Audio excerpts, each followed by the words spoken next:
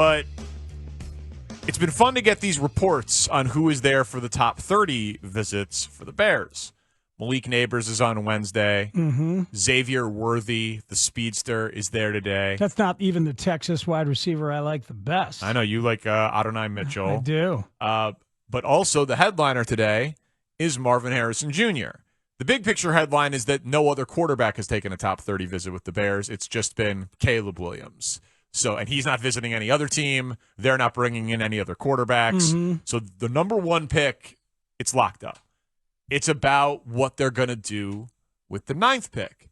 And with Marvin Harrison Jr. being there today, we will talk now about the chances that Poles falls for Marvin Harrison Jr. to the point where he would be willing to trade up for him. Because I think we both agree if he slipped to 9, they would obviously take him. I think they would, yes. And I must say, this has been an incredibly common thing that we have heard from listeners since the end of the season. Either keep Fields and get Marvin Harrison Jr., trade down for one and do it that way, and imagine you could hand him that. Or if you are going to go Caleb, find a way. Why not trade up for Marvin Harrison Jr.? So my first question to you and to myself, Danny, both of you. Hello, Self. Is Marvin Harrison Jr. clearly better and worth it as compared to Malik Neighbors and Rome Odunze, one of whom might be available at 9? Malik Neighbors ran a 4.35, thinks he's a better prospect than Marvin. Marvin didn't run at the Combine. Nor at his pro day. Marvin Harrison Jr. is getting way less scrutiny for how he's handling this because of Caleb Williams. He's doing less than Caleb did. He's doing de facto number 1 wide receiver stuff, which he has But he didn't even. So Caleb went to the Combine, didn't give his medicals, didn't throw, but spoke. Marvin Harrison Jr. didn't do anything. He didn't speak. Didn't give his medicals, didn't run his routes. Then he doesn't go to the pro day. Doesn't even go. So we don't have a 40-yard dash time on Marvin Harrison Jr. So he didn't run a 40 for the Cardinals when he visited on Friday. If he did, it was not. It was private. It was not. It's not public. It's their own data. Wouldn't you? But I can't imagine the Cardinals asked him to. I would be surprised. And then the Bears would ask him to as well today. Then he's running 40s all over the league for different people. Definitely not. Definitely not. Maybe his agent is greenlighting one workout like that if need be. If Arizona is doing it. But it might not be necessary. De facto number 1 wide receiver seems to be staying right there. So I think that Marvin Harrison Jr. is excellent. This is going to sound a little reductive, and I don't mean it to at all. He's awesome at catching the ball. Like, if you watch his highlights, the catch difficulty is off the charts. And he makes it all look so easy. I mean, there are diving catches, there are jumping catches, there are I got open with my footwork catches, there are one-handed catches, there are away. You know what I mean? He is an excellent catcher of the football. Could I see the argument, though? Like, I get it for Malik Neighbors. Because Malik Neighbors has ridiculous catches also, and he is lightning. There are way more things on film of Malik Neighbors straight up dusting SEC players than there are Marvin Harrison Jr. dusting people. There is, wow, he burned that corner and got open for a pitch and catch touchdown with Marvin Harrison, but like 12-yard in route and he runs away from everyone. Those highlights are more on Malik Neighbors' film than on Marvin Harrison Jr.'s film. And yes, I think that is true. The thing is that Marvin Harrison Jr. is also 6'4" and 205. He's bigger. So he's just a little bit lighter than Odunze, but he's 6'4", super long. So Odunze is great with 50-50 balls and the physicality. Yeah. But Marvin seems to have that too. Marvin seems to have absolutely everything. The size and the strength and the speed and the polished footwork, the polished fundamentals as well. I think he's excellent. I think he's got the namesake. He's got the level of competition. He's got the production. He's got the highlights. I think he's absolutely excellent. A texter asks the obvious next question. What do the Bears have to offer to trade up? Nothing meaningful in this draft. You only got 4 picks. You don't have a pick between 9 and 74. So nothing in this draft. I don't think Ryan Poles would trade next year's first. We're talking about what? Moving up to 4 for Arizona, where their spot is? See, I don't think that's even in the cards. I think the only way this is in the cards is if Marvin Harrison Jr. starts to fall a little bit. If it gets to the point where maybe quarterbacks go the first 4, Neighbors goes in front of Marvin Harrison Jr., and Joe Alt goes off the board. Like, if Marvin Harrison Jr. is there at 7, are you willing to trade? Like, to me, let's frame it this way.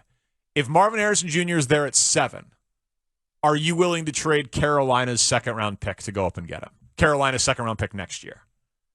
Because you have 2 seconds. It's the last piece. The last really appetizing piece of that trade. It's the last piece period of that trade. Because you've got the number 1 pick this year, which is Caleb. You're not trading that. And the second rounder is next year. So it's the last piece of the Bryce Young, DJ Moore, Tyreek Stevenson, Darnell Wright, Caleb Williams trade. Are you willing to give that piece up along with the 9th overall pick to go up and get Marvin Harrison Jr. at 6 or 7? Because you'd have to do even more than that if you're trying to get up to 4 or 5. Probably. So the trade value chart, like, so future picks are worth less than current picks because you don't know where it's going to be, right? Carolina could win 9 games next year, and that could end up being the 57th pick in the draft, or they could win 3 games and it's the 33rd pick in the draft. And there's a wide range between them. So that's why, like, known picks are more valuable than other picks, but teams would say Carolina's second-round pick is more valuable than the Bears' second-round pick next year because the Bears are expected to be considerably better than the Panthers are. But so let's say that pick was worth, right now, the first pick of the 3rd round because it's, again, future picks are worth less than present-day picks. First pick of the 3rd round is worth roughly 265 points on the trade value chart. You add that to the 9th overall pick, that would get the Bears into between the 5th and the 6th pick in the draft. It would. You could if the league valued that pick. You said first of the 3rd round. You meant first of the 2nd round. I did not. Oh, okay. I'm saying the first of the 3rd round this year. Oh, gotcha. Because generally speaking, the logic is a future pick is worth 1 round less than a present day pick. Right. Because you don't know where it's going to fall. And it is obvious Carolina has the worst record in the league this year. So that's an approximation by me. I don't know what the league would value it at, but I'm just using. But even if they said it was worth the 65th pick in this year's draft, that should be enough to get you from 9 to 6. But you'd have to give it up. It's a top 40 pick. Look at it that way. It's a top 40 pick next year. Yeah. To get you from 9 to 6. Well, and you get 1 fewer player. You don't have any extra draft ammunition next year. And you run the risk that the guy at 9, Odunze or Neighbors, is better than Marvin Harrison Jr. Well, I'm a no on this. I'm a no on this because I would even consider, as I've said at this point, trading down from 9 for a slightly lesser wide receiver than Neighbors or Odunze if they're there. So I'm sure as hell not going to be down for giving up more draft capital to go up. And part of that is because of the depth of the position, how it has always been deep. And the first wide receiver taken is pretty inconsistently the best of the group. It's like you can look down through all the years at where we are. I mean, since 2020, 21 receivers have been taken in the first round. And the results have been deeply, deeply mixed. I mean, sometimes the first one is great, like 2022 when it was Drake London, but the third one was Chris Olave. I mean, Christian Watson is in the 2nd round. There are always people. Like Jamar Chase is truly great as the 2021 first wide receiver taken. So that one has aged well. But in 2020, I mean, it's Henry Ruggs. Justin Jefferson is the 5th wide receiver taken in 2020. Hey, stay away from guys like Henry Ruggs, though. Thank you, sir. Appreciate that. He's been digging into the draft. Brandon Ayuk is the 6th one. T. Higgins the 7th. Michael Pittman the 8th wide receiver out of that draft. Like, it is very often that it's a flat miss. 2019, Marquise Brown is first. Deebo Samuel's the 3rd wide receiver taken in round 2. A.J. Brown in round 2. You know? But so that is true of receiver and every other position. Okay. I'm just saying. I'm just saying that is. I don't know if it's as true for receiver as it is for every other position. I think it's receivers an incredibly deep position every year in the draft, and this year it is again. Yeah, yes, for sure. But there are guys who outperform. I mean, Tyreek Stevenson was the 6th corner taken last year, the 7th corner taken. He was probably the best. Statistically, he was the best rookie corner. You know, Joey Porter Jr. and all these guys, but these positions are deep every year. Offensive line, it's deep every year. There's a lot of guys that'll go into that, and the first guy taken isn't always the best. The question is, this year, is Marvin Harrison Jr. going to be that much better? My guess is polls will answer this question, obviously based on who he thinks will be there at 9, but does he agree that it is a grouping of 3? Like, does he think that if Caleb Williams is head and shoulders above Drake May, Jaden Daniels, J.J. McCarthy, which clearly Ryan Poles thinks he is. He's not working out any of the other guys. If he feels that way about Marvin Harrison Jr., I think he would be inclined to do it. But I think that the Panthers pick, it'd be kind of fun if we could put a postscript on that trade already. You know what I mean? And say that the rights to Bryce Young got you Darnell Wright, Tyreek Stevenson, DJ Moore, Caleb Williams, and Marvin Harrison Jr. That'd be really fun and clean. But my guess is he's going to sit tight and take that into next year. That's my guess. I don't think you can give up future draft capital. As exciting as it is right now to try and land that great wide receiver to go with Caleb, because Keenan Allen is a 1-year deal essentially. Then off he will go, and you need that great young one to go with DJ Moore. Is what, 27? And turning 27. Turning 27. You do need that young one, but you don't know what else you're going to need next year. You're going to look at this team at next year's draft, and you're going to want to have that 2nd-round pick. I don't want to give that up. See, okay, but I don't want to give it up either, but that's because I think Odunze is going to be there, and I think he's going to be great, and the makeup is great, and the highlights are great, and that's excellent. And so then I'll take Odunze plus the Panthers pick and the 2 second-rounders next year. But if Ryan Poles thinks it's going to go 8 offensive players in the first 8 picks, and he's got the 9th pick, I do think that he will be motivated to trade up. Because I do think he wants to invest on the offensive side of the ball for Caleb Williams. And I wouldn't be surprised if they've even brought Caleb Williams into that discussion. And I know people say, oh, you could get the first offensive player and the first defensive player in the draft.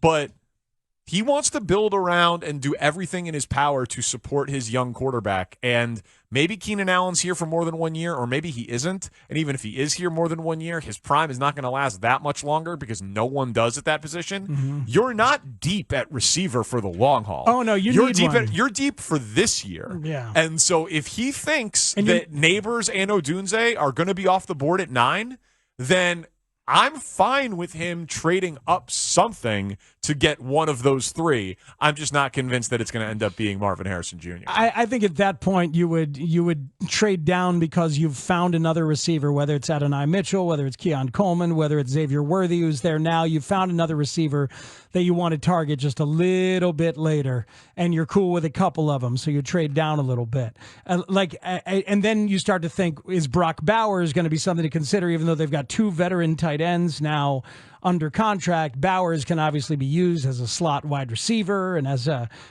different kind of weapon.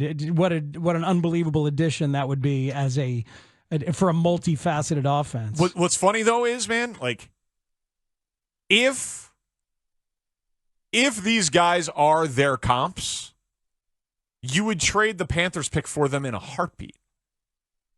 Like if Marvin Harrison Jr. is going to be as good as Marvin Harrison Sr., you would trade the 40th overall pick in next year's draft for him in a heartbeat.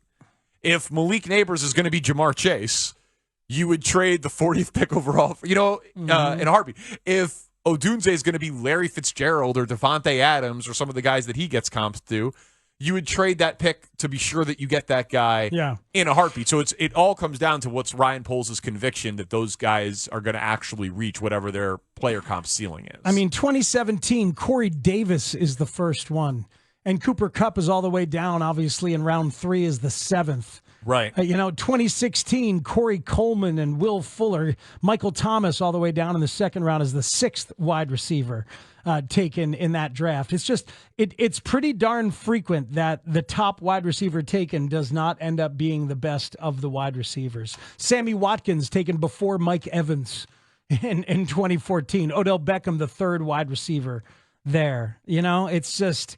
And it's not that I necessarily trust Poles and brain trust to pick out a better wide receiver down low and get it right, but it happens a lot, man.